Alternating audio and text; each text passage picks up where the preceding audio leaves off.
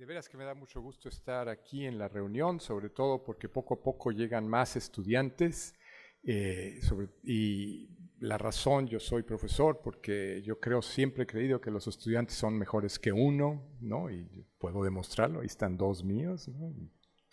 Y si no, pues el conocimiento se acababa, ¿no?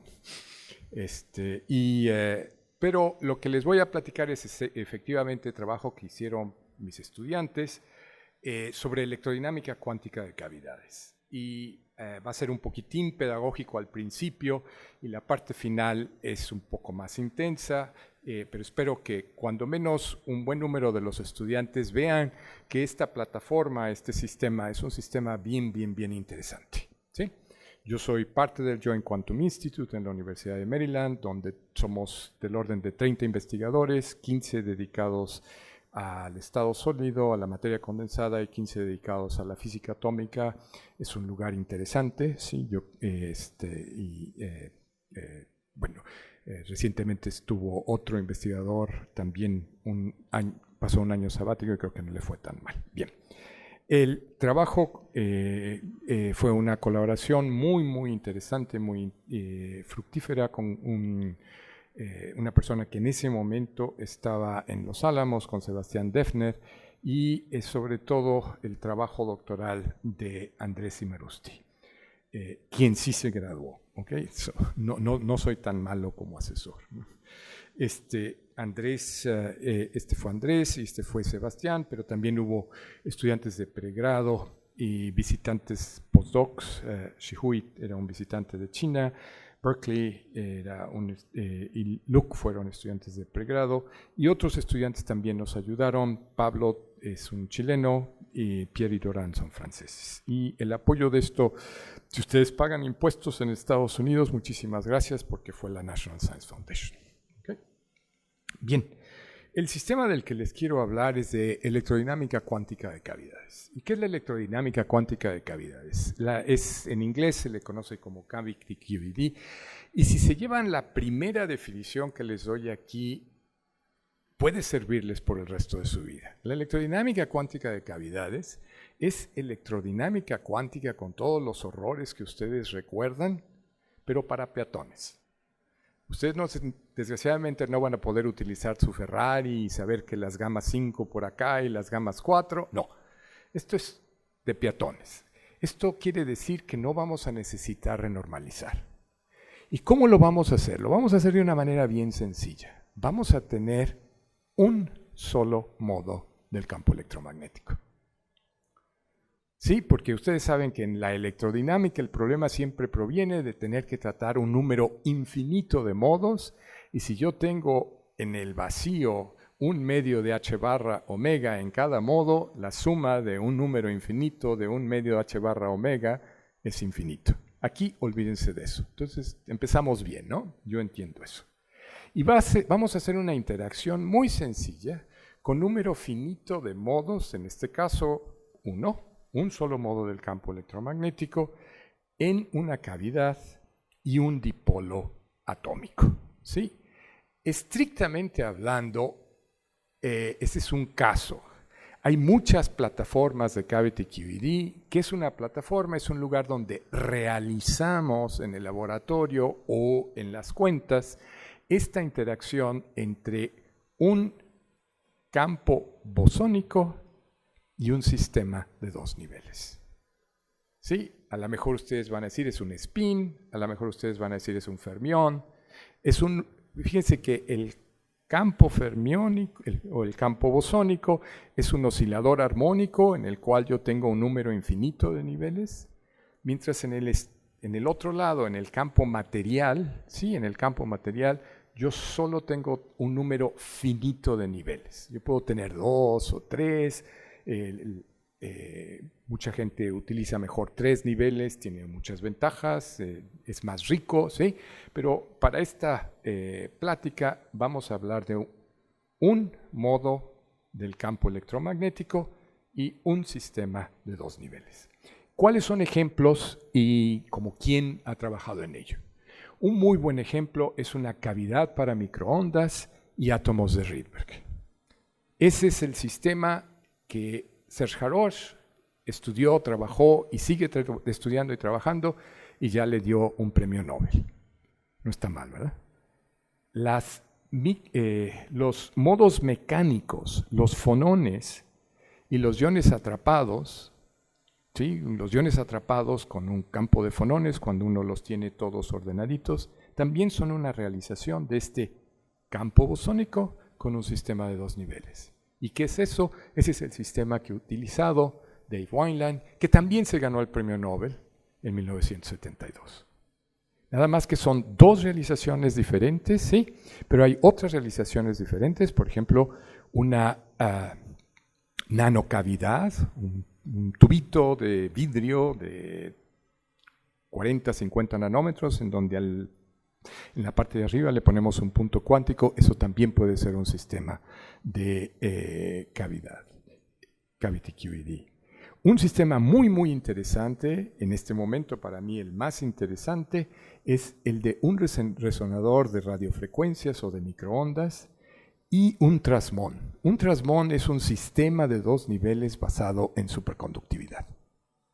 Ahí es donde verdaderamente se inició ese trabajo en la Universidad de Yale hace unos 15 años y han revolucionado absolutamente el desarrollo de la Cavity QED. ¿Por qué? Porque pueden alcanzar acoplamientos enormes, pueden alcanzar confinaciones del campo electromagnético muy, muy, muy buenas, ¿sí?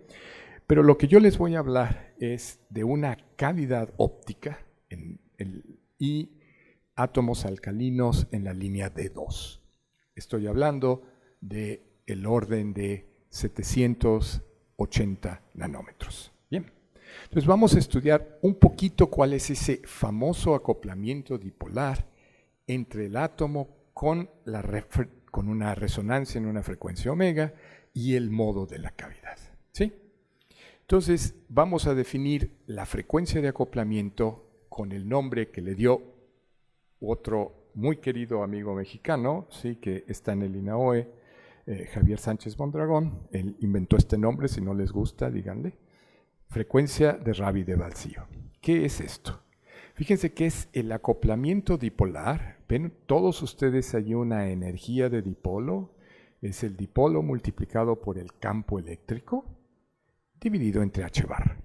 ¿Sí? ¿Se acuerdan que la energía de un dipolo viene dada por el alineamiento con el campo eléctrico o antialineamiento del campo eléctrico y es un producto punto? Todos ustedes saben que si yo los alineo así me da 0, así me puede dar positivo y negativo. Eso es todo lo que es. Y para convertirlo en una frecuencia lo divido entre h bar. Pero ahora viene una pregunta bien simpática, ¿sí? El campo asociado con la energía de un fotón, ¿cuánto es? Bueno, el campo asociado con la energía de un fotón es la energía. Ustedes saben que el campo eléctrico al cuadrado es una densidad de energía. Entonces, tomo la energía, h barra omega, la divido entre el volumen de la cavidad. ¿Se acuerdan? Ahorita vamos a hablar de la cavidad en un momento. Y le pongo la constante epsilon 0 porque es lo que necesito para que las unidades cuadren, ¿sí? Y eso exactamente me da el campo eléctrico asociado con un fotón. Yo no estoy tratando de hablar de fotones como una cosa muy esotérica. Van a ver poco después, alguno de ustedes va a saltar cuando yo dé mi definición del fotón, pero no hay problema. Hay una cosa que tenemos que tomar en cuenta en todos estos problemas y es que puede haber disipación. Nuestra cavidad no es perfecta, la luz se puede escapar eventualmente de ella y por supuesto existe la emisión espontánea. Cuando el átomo está en el estado excitado puede decaer y no en el modo que yo quiero, y por lo tanto se pierde esa información. Vamos a ver un poquitín más de la realización que me interesa. Vamos a usar rubidio. Piensen ustedes en un solo átomo de rubidio que para los fines prácticos está allí en el centro de la cavidad. La cavidad son simplemente 2 espejos altamente reflectivos, separados del orden de 700 micrones, un poquito de menos de 1 milímetro, y tiene una fineza de más o menos 20.000. Esto quiere decir que si ustedes estuvieran en un elevador o en un baño que tienen espejos de un lado y del otro, se van a ver del orden de 20,000 veces. ¿Sí? Y ahora viene una pregunta muy bonita. ¿Tienen ustedes una idea de cuánto es el campo eléctrico asociado a un fotón en esta cavidad? Son 7 volts por centímetro. Yo los reto a que cuántos de ustedes no saben lo que es 7 volts por centímetro, pues se han puesto una batería de 9 volts en la lengua y lo han probado. Por el número de risas me da gusto que hay futuro en la física experimental en México.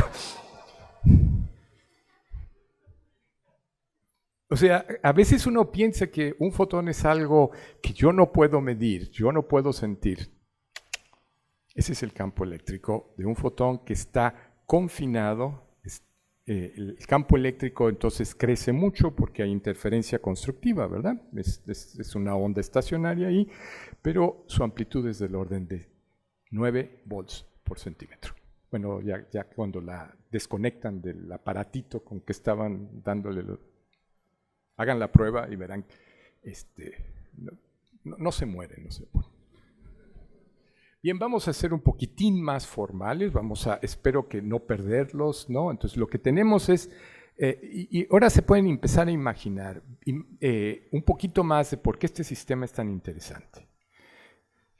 Yo imagínense que soy un dipolo, entonces yo estoy oscilando, ¿sí? Para arriba y para abajo, pero hay un espejo ahí y un espejo allá, entonces yo veo mi imagen ahí, y luego la veo allá, y luego la veo la imagen de la imagen y la imagen de la imagen, ¿sí?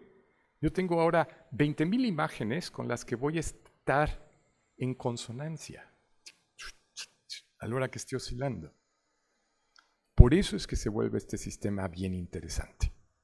¿Sí? Yo no estoy solo como dipolo, sino estoy íntimamente acompañado por mis reflejos. Bien, entonces, ¿qué es lo que desde el punto de vista más de la óptica cuántica, lo que vamos a tratar de estudiar y vamos a tratar de realizar es el modelo de James Cummings? Es un sistema de 2 niveles, lo pueden ustedes ver ahí con las matrices de Pauli, ¿sí? ¿Qué sistema ustedes escogen, no? O sea, puede ser un átomo de rubidio entre el estado S y el estado P. Ustedes pueden escoger si es el P3 medios o el P1 medio. Si escogen uno, van a utilizar 795 nanómetros. Si escogen otro, van a utilizar 780 nanómetros, ¿sí? O a lo mejor ustedes dicen, no, a mí de veras que me interesa irme a esa zona muy interesante de los trasmones. Órale, pues, entonces las frecuencias de los trasmones son del orden de 6 GHz, ¿sí? Entonces ahí ustedes, y ese es... y yo puedo poner ahí energía y por eso tengo ahí el operador de Pauli sigma z. Pero también tengo un modo de la cavidad y en esa cavidad puedo tener un fotón o 2 fotones y ahí está, ustedes ven el operador de bosones de la cavidad con su energía en la cavidad. Pero la parte interesante es la interacción. ¿Y cuál es la interacción? La interacción es bien sencilla. Y esta es una oportunidad para que los alumnos empiecen a leer la matemática. La matemática nos dice, yo puedo destruir una excitación del campo y crear una excitación en el átomo. ¿Sí? Ese es este término, ¿lo ven? Destruyo y creo. Pero también puedo crear una excitación en el campo si ésta viene del átomo. ¿Ok? Es una cosa sencillísima, ¿sí? Pueden ustedes ver, la excitación está en el campo o la excitación está en la cavidad. ¿Sí? Y el proceso es que yo voy a cambiar la excitación de aquí a acá o de acá a aquí. Es una interacción bien sencilla. No me voy a detener en todas las aproximaciones que se hicieron.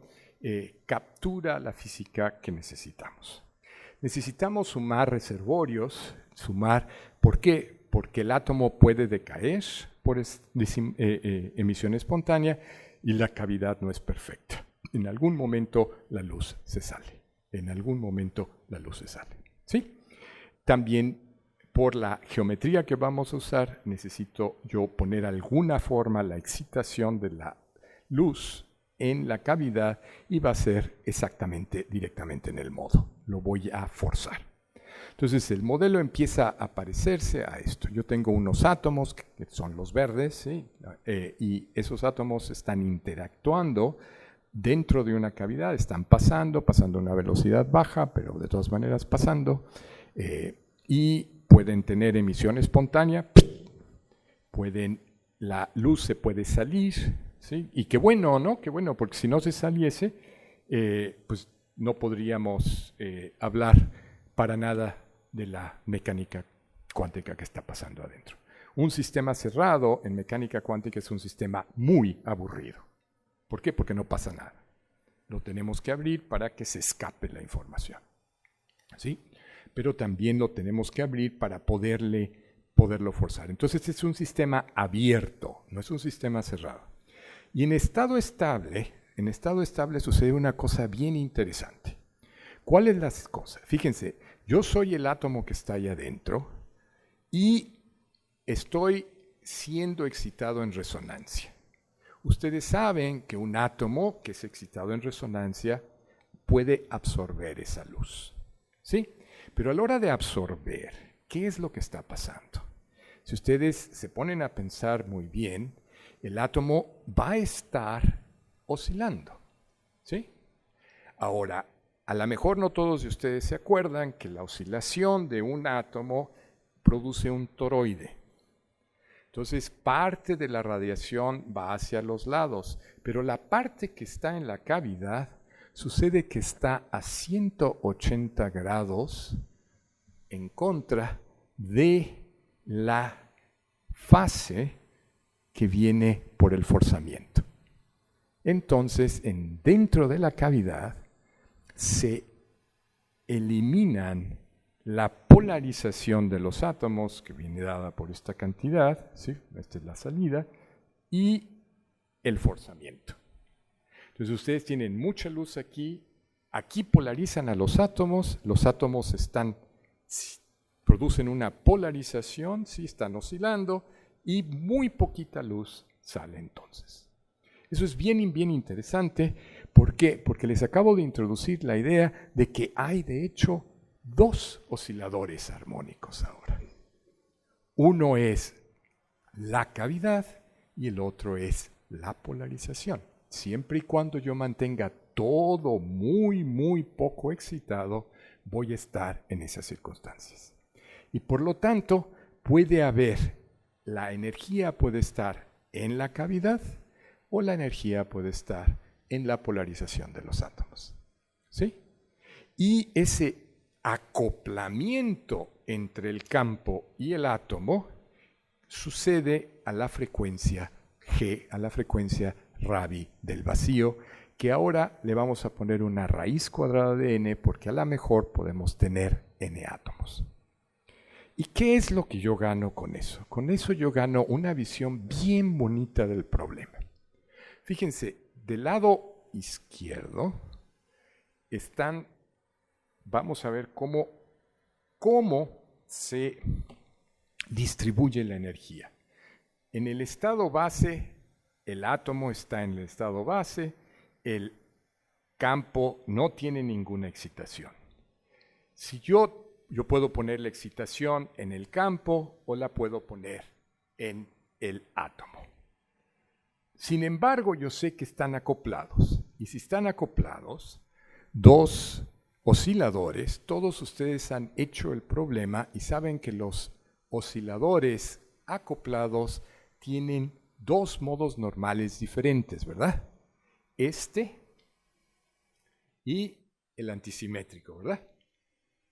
¿Y qué es lo que he hecho yo? Es cambiar de base esto, y ahora fíjense que tengo el simétrico y tengo el antisimétrico, ¿verdad?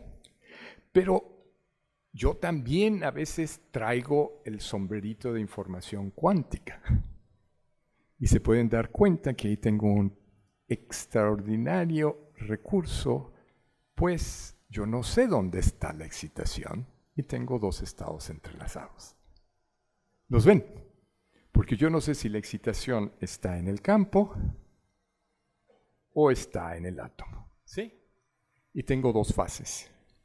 Entonces, no es de extrañar que los dos premios Nobel asociados con información cuántica usan como plataforma Cavity QED. ¿Ok? Entonces sí es un sistema muy, muy, muy interesante. ¿Sí?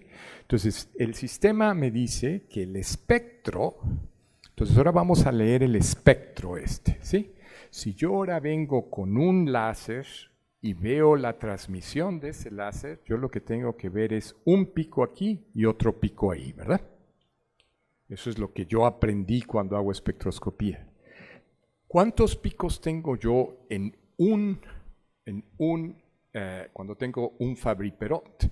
Pues uno solo. ¿Qué es lo que veo en el laboratorio? Dos. Y esos son los dos picos, ¿sí?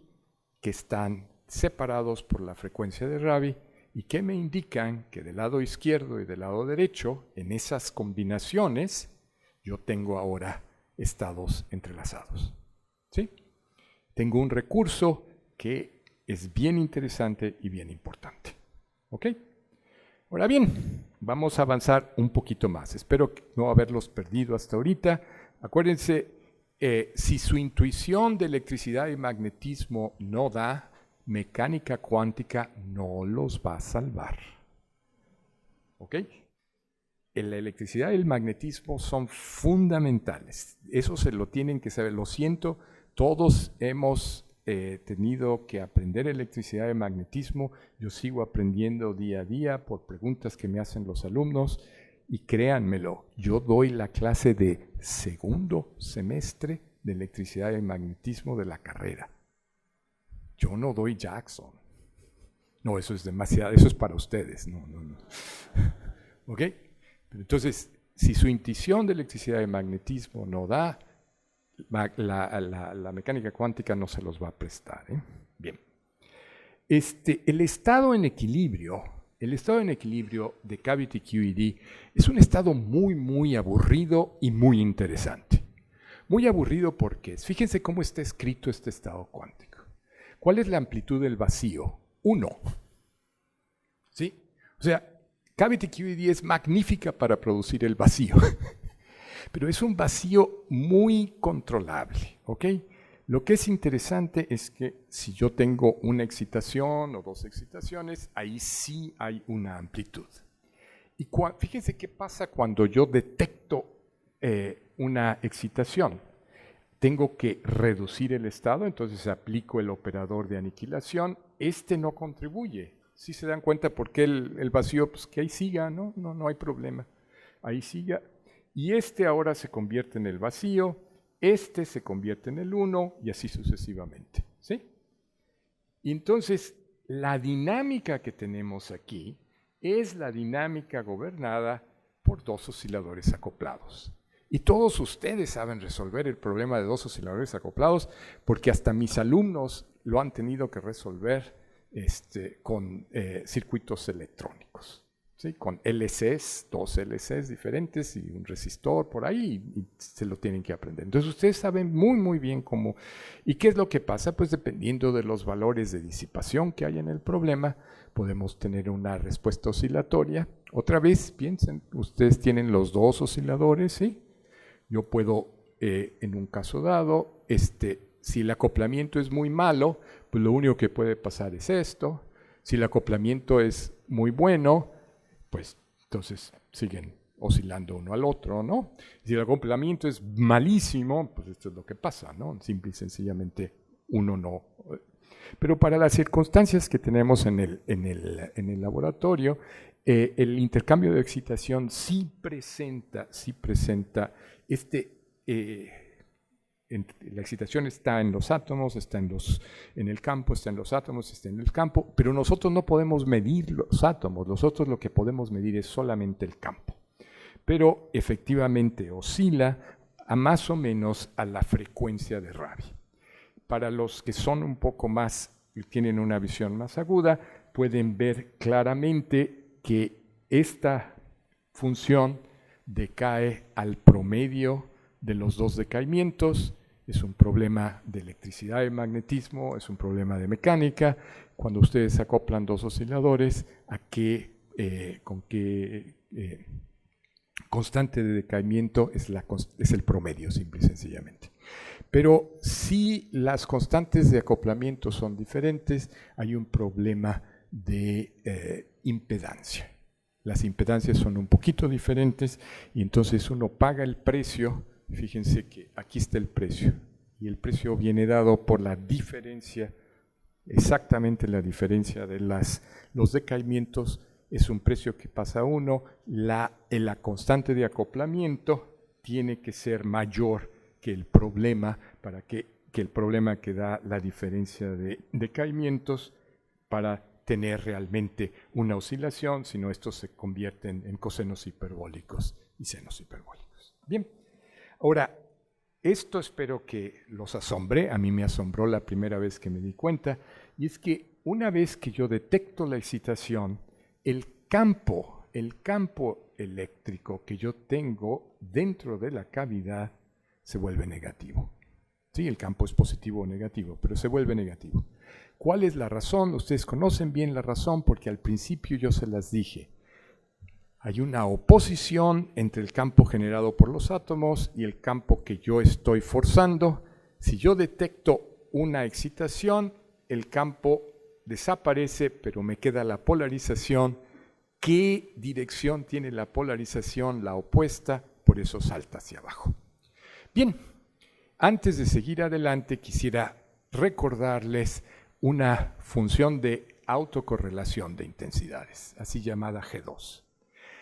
Las personas que se les ocurrió esta idea fue a dos ingenieros, un ingeniero y un astrofísico en Australia, en los principios de los años 50, dijeron, oigan, ¿podríamos usar las fluctuaciones de la intensidad de las estrellas para medir el tamaño de una estrella? Y bueno, pues claramente hoy en día ustedes pueden decir sí. Espero que todos se den cuenta, fíjense.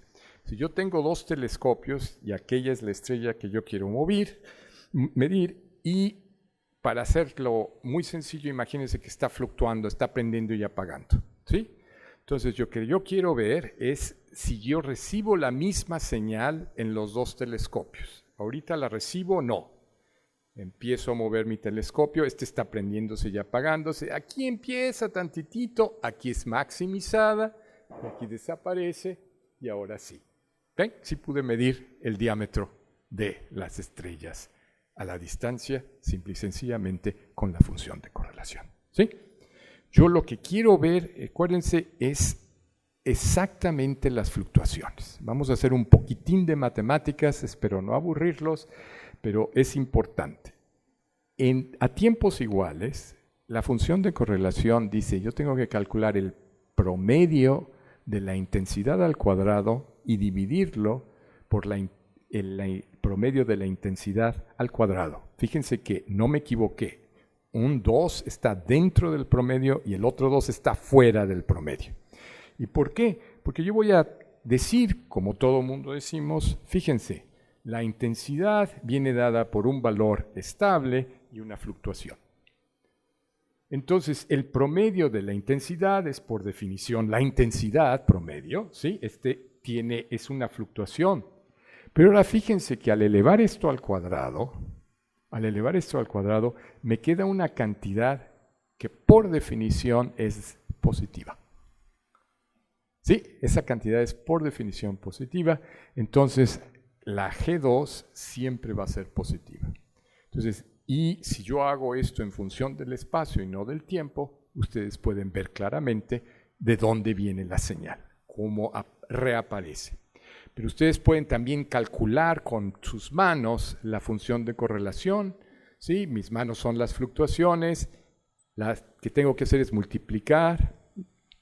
Aquí me da 1, aquí me da 2, aquí me da 3, aquí me da 4, aquí me da 5, aquí me da 4, me da 3, me da 2, me da 1. ¿Sí? Es una manera muy difícil de saber que yo tengo 5 dedos en cada mano, pero funciona. Sí funciona, ¿sí? Estas relaciones son muy, muy importantes, no solo en óptica, en astronomía, en astrofísica. Esa es la manera en que nuestros queridos colegas del LHC miden a veces la temperatura de sus quarks. ¿Ok? Hay algunas conclusiones que podemos sacar de esta función, como ya les acabo de decir. Esto es positivo, por lo tanto, G2 siempre tiene que ser mayor que 1, ¿sí?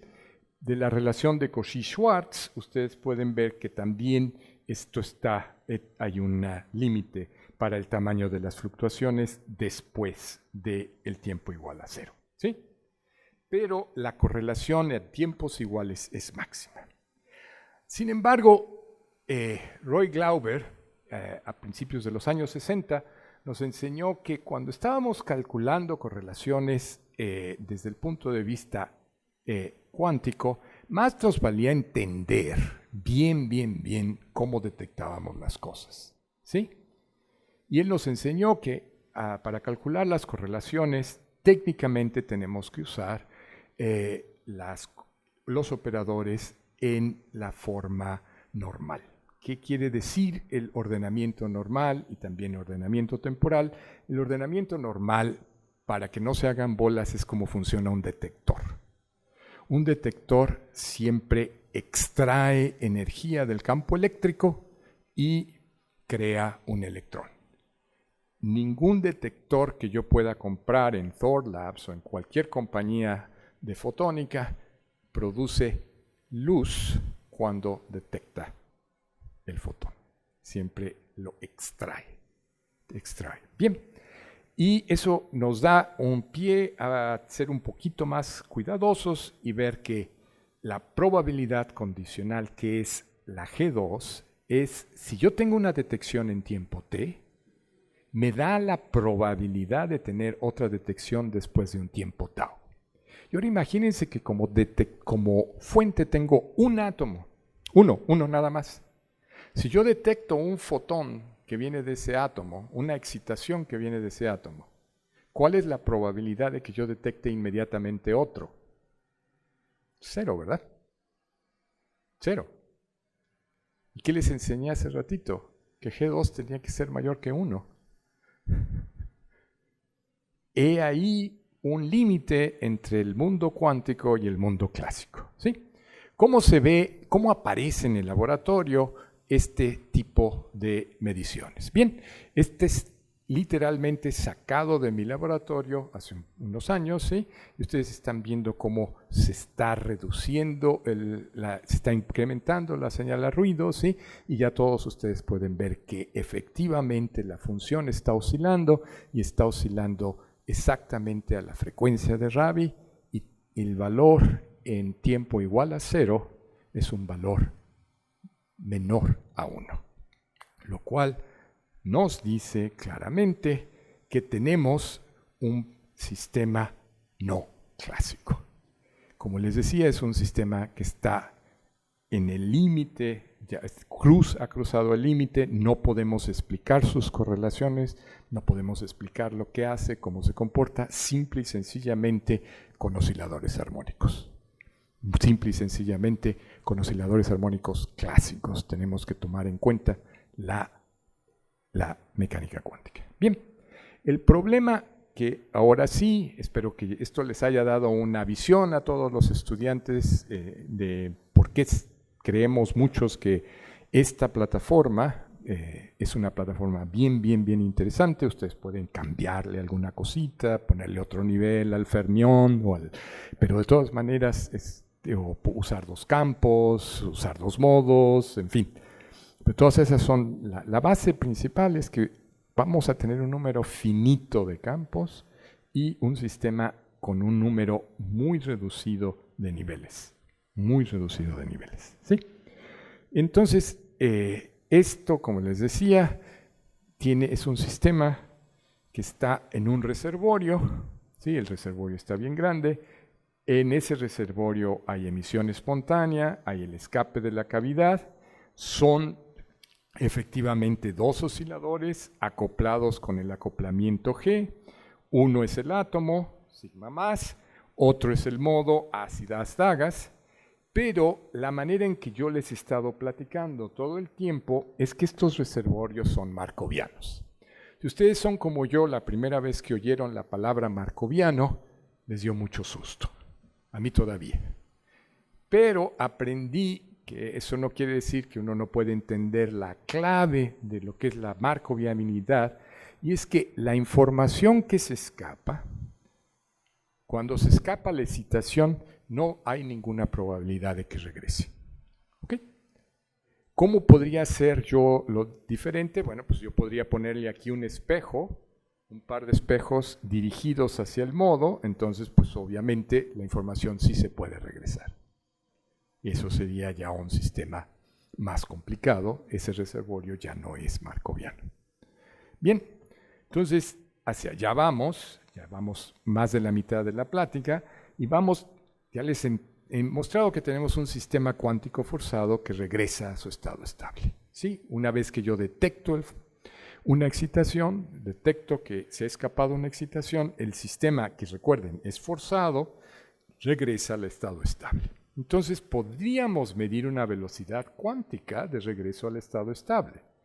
¿Qué es una velocidad cuántica? La velocidad cuántica es la velocidad a la que uno regresa a un estado estable o a la que uno adquiere, en nuestro caso específico, un cierto grado de correlación. Yo les he estado hablando de la G2, es que yo adquiera un cierto grado de correlación. Entonces lo que vamos a hacer es vamos a hacer mediciones cuidadosas de la correlación y ver si existe un fenómeno no clásico, ya no se los definí, pero estaba en una de las transparencias anteriores, luego se los digo, de anti-bunching, y sin oscilaciones para no complicarnos la vida. ¿Y cómo podríamos cambiar la velocidad cuántica? Van a ver que lo podríamos cambiar si cambiamos el número de átomos. ¿Sí? Entonces el sistemita experimental que tenemos es otra vez esa cavidad con sus 9 voltios adentro. No se les olvide, aquí afuera va a haber estas pilas para que lo prueben, ¿no? Antes de la cena, ¿no? Para que se energicen, ¿no? Y vamos a calcular la función de correlación.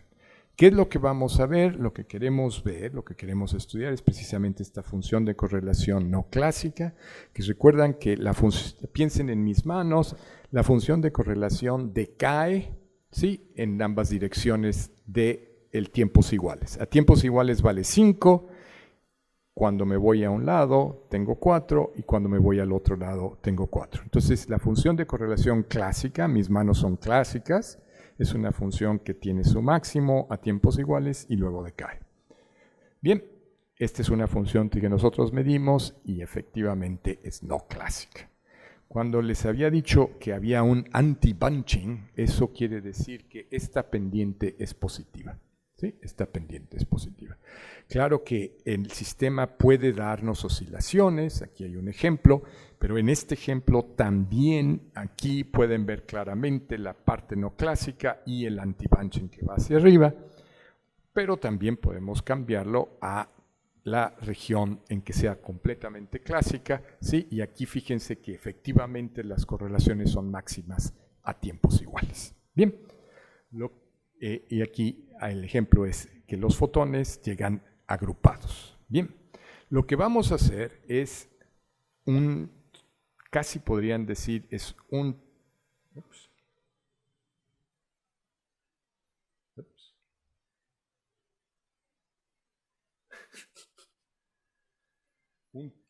vamos a hacer un truco.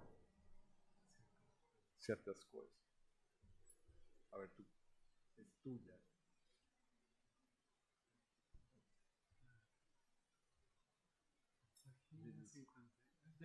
Ya, ok, perfecto. Ya, lo que pasó fue, lo que vamos a hacer es, ¿se acuerdan que habíamos hablado del sistema con sus dos reservorios? Pero fíjense que, si quieren pensar, estas son como dos átomos, uno es la cavidad, dos osciladores, dos dipolos, uno es la cavidad y otros son los átomos, ¿sí? Yo puedo pensar de esto como una molécula, ¿no? Con sus modos vibracionales y lo demás. Entonces lo que voy a estudiar es nada más lo que pasa en uno de los átomos de la molécula y voy a tratar como reservorio al otro de los átomos, ¿sí? Pero ahora fíjense que por definición, si una excitación sale de aquí y llega acá, puede regresar acá. Por lo tanto, el sistema es no markoviano. Es una cosa bien sencillita, pero bien profunda. Ahora sí, si yo mando una excitación de la cavidad a los átomos, y de los átomos sí puede regresar a la cavidad. Eso vuelve al problema, y el acoplamiento efectivo al reservorio es efectivamente G raíz de n. Bien, entonces lo que tenemos que medir es exactamente esta pendiente del regreso al estado estacionario, ¿sí? ¿Con qué pendiente baja? Y esa medida es y pueden ustedes calcular una medida de la no markoviabilidad que aparece ser más o menos lineal en la frecuencia de Rabi. Una vez que cortamos un umbral, ¿no? Siempre hay un umbral. La medida de markoviabilidad, Sebastián la entiende mucho mejor que yo y la calculó usando este artículo, pero viene siendo una distancia entre dos estados iniciales. Si ustedes tienen dos estados iniciales y ven la variación de esa distancia, ¿sí? Y calculan qué es lo que pasa y eso les da la no markoviabilidad. Bien, en el laboratorio, ¿qué es lo que hicimos? Hicimos un nuevo sistema que tenía una nueva cavidad, un nuevo haz atómico que tenía átomos fríos, aprendimos a procesar los átomos muy bien, entendimos mucho mejor el ruido de fondo, ¿sí? Y mejoramos nuestro modelaje y análisis. La cavidad es más o menos esta es una foto, la separación es como de 800 micrones, ¿sí? La cavidad tiene una fineza de aproximadamente 20.000, ¿sí? Está sostenida nada más en un par de cerámicas y estos son piezoeléctricos para poder mover cuidadosamente la cavidad y ponerla en resonancia. El esquema que utilizamos en el aparato es, hicimos una trampa magneto-óptica a la que le hicimos un hoyito, ¿sí? Fíjense que aquí hay un hoyito, la luz no regresa completamente, esta sí regresa toda la luz, aquí no regresa, por lo tanto no hay una presión de luz en esta dirección y se forma un haz enfriado que viaja del orden de menos de 10 metros por segundo, por ahí de 7 metros por segundo, ¿sí? De todas maneras, sí, la constante de acoplamiento de los átomos depende espacialmente. ¿Por qué? Porque en la cavidad yo tengo una onda estacionaria. Y como tengo una onda estacionaria, sí, yo tengo zonas de alta intensidad y zonas de baja intensidad, cada lambda sobre 2, ¿sí? La cavidad tiene una cintura de más o menos 60 micrones.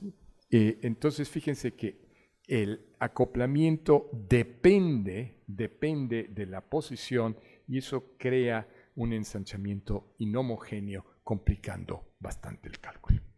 Hay un truco de óptica que a mí me fascina y por eso se los voy a pasar, y yo me pregunté hace muchos años, oye, ¿se puede hacer una burbuja de oscuridad? Porque yo quería hacer una trampa que tuviera una burbuja de oscuridad, no como un haz de Bessel, que tiene muchas burbujas de oscuridad, sino uno que tenga solamente una. Y efectivamente usando axicones, ¿sí? El axicón, a diferencia de un lente, un axicón es, ¿qué es lo que es un lente? Es algo que crea tiene un cambio de la fase que es cuadrático en la distancia al centro, acá es lineal. Esa es la diferencia fundamental, ¿sí? Y efectivamente es posible hacer un haz con un axicón, se puede hacer efectivamente una zona en donde no hay luz y de esa manera podemos poner la cavidad en esta región y no hay problemas. Bien, entonces, ¿cuál es la señal completa que se ve? Aquí no está procesada. Este es exactamente como sale después de tomar los datos, ¿sí? Como sale después de tomar los datos, esta es la señal. Y ustedes pueden decir, oye, ¿por qué hay este pedestal aquí? Este pedestal que ustedes ven aquí es justamente el tránsito de los átomos que se lleva del orden de 10 microsegundos, ¿sí? Conforme los átomos van pasando, funcionan como flashes, ¿sí? Y producen fluctuaciones. Pero ustedes claramente pueden ver que en el centro la señal baja y tiene una pendiente positiva, lo cual está prohibido por la óptica clásica. Bien, medimos el anti-bunching con n átomos, esto es exactamente lo que vimos, y la simulación, aquí está el detalle de la simulación, ya que tuvimos todo eso, entonces podemos empezar a calcular una velocidad en base a la altura con la anchura, y a la vez tenemos que medir la transmisión para calcular la frecuencia de Rabi. ¿Se acuerdan que les mostré cómo este doblete en el espectro, ¿sí? Este doblete en el espectro nos dice precisamente cuál es la frecuencia de vacío de Rabi? Entonces lo podemos medir a la vez que estamos midiendo el anti-bunching. Si los átomos que tuviésemos estaban perfectamente acoplados, esto es lo que deberíamos de ver, ¿sí? De hecho, con muy poquitos átomos ya se empieza a ver, ya cubrimos el umbral. ¿Se acuerdan que les había dicho que había que pasar un umbral para empezar a ver oscilaciones? Sin embargo, una vez que tenemos el efecto de las atómico, esto es, las oscilaciones dejan de verse tan claramente, ¿sí? Y donde veíamos oscilaciones ya realmente no vemos nada. Eso está muy bien, ¿sí? Porque nosotros quisiéramos estudiar esta no marcoviabilidad, aquí tal como ustedes la ven, ¿sí?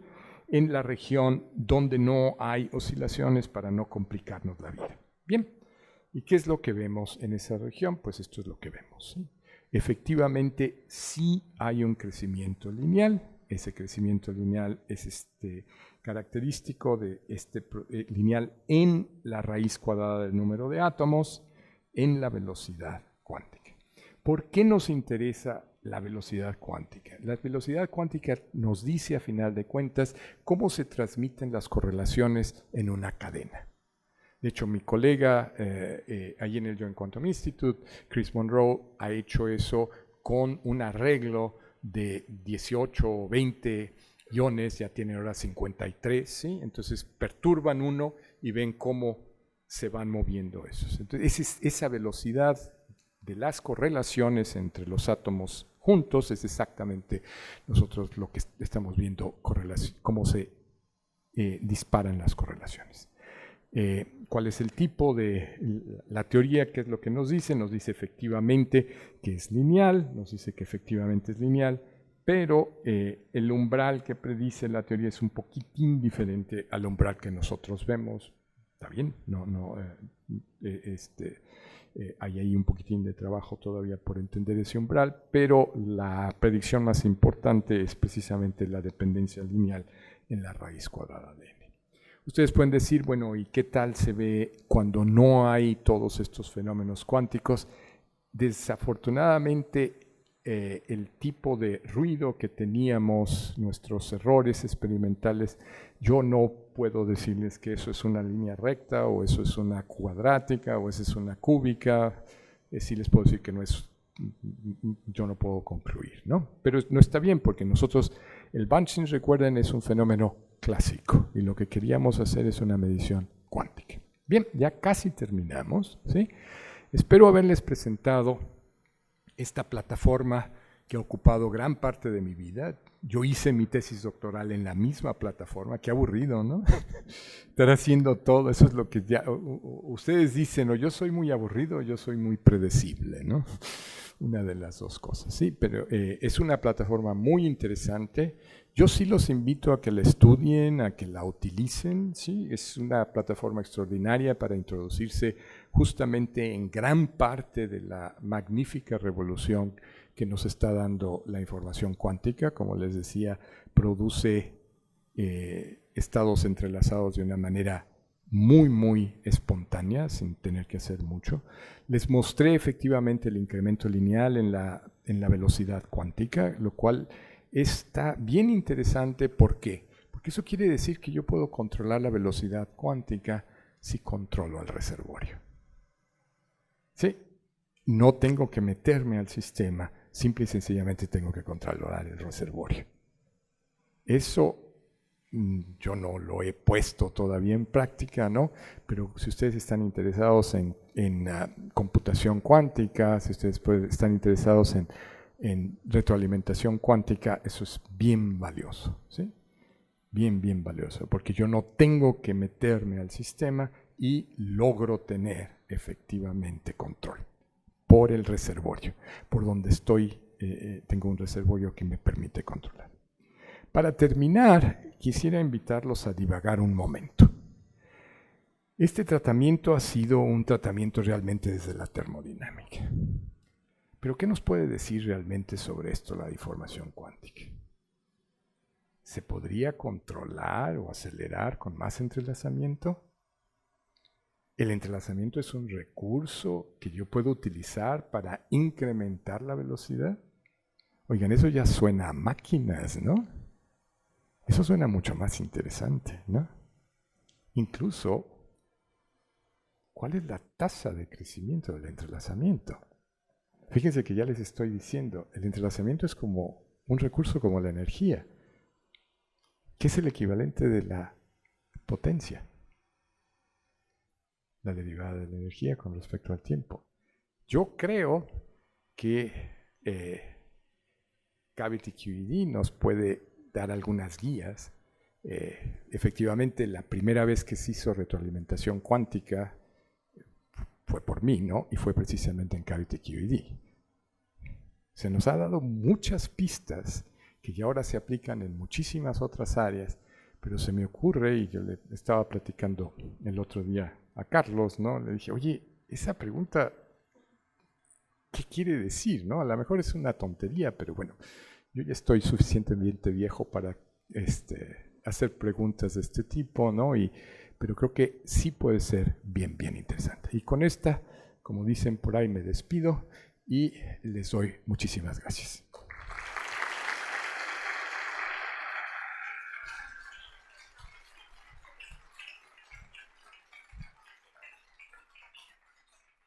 Tenemos tiempo para unas preguntas. Rubén.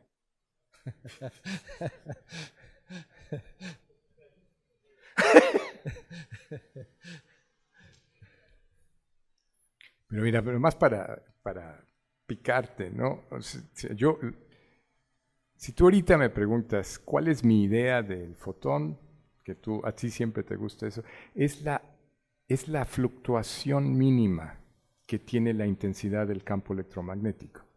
Lo importante es el campo electromagnético. No se coman la idea de que los fotones son importantes. El campo, lo que cuantizamos es el campo electromagnético. Ahora sí. En la cavidad, el campo no es constante, tiene una variación espacial. Correcto. ¿No? Y entonces tú pusiste un valor ahí constante para raíz de h barra omega sobre el volumen. Esa es la amplitud. Por supuesto que está modulada por el seno de lambda sobre 2. Entonces sí. Tiene que haber una cuestión, espacial. Sí. Y otra cosa, digamos, un poco técnica tal vez, en tu hamiltoniano no aparece la disipación y en tus soluciones sí aparece la disipación. Sí, efectivamente. Entonces, no sé si se ponen a mano. Se ponen a mano. Okay. Se ponen a mano, lo puedes hacer, yo para no meterme en ¿cómo se llama? En más detalles, nomás dije, y hay que agregar estos términos, y luego ya haces tu matriz de densidad y tu ecuación maestra y todo sigue bien. Sí. ¿Alguna otra pregunta? ¿Todos entendieron? Saquen una hoja.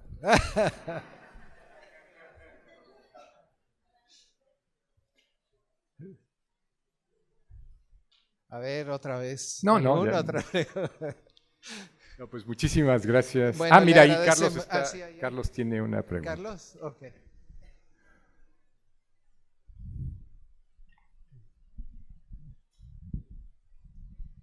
Sí.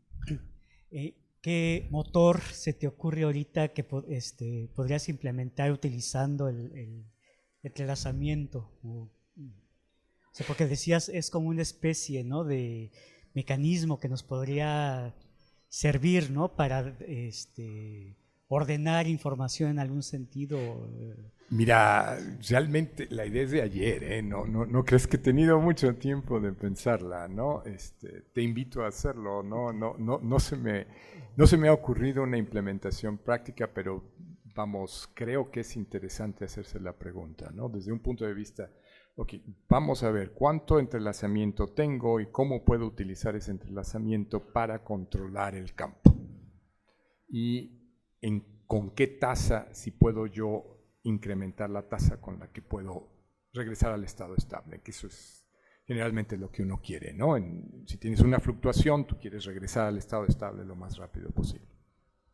Y esto es, como les decía, ¿no? Esto es un tratamiento puramente termodinámico, pero yo creo, a mí me huele que debe de estar ahí.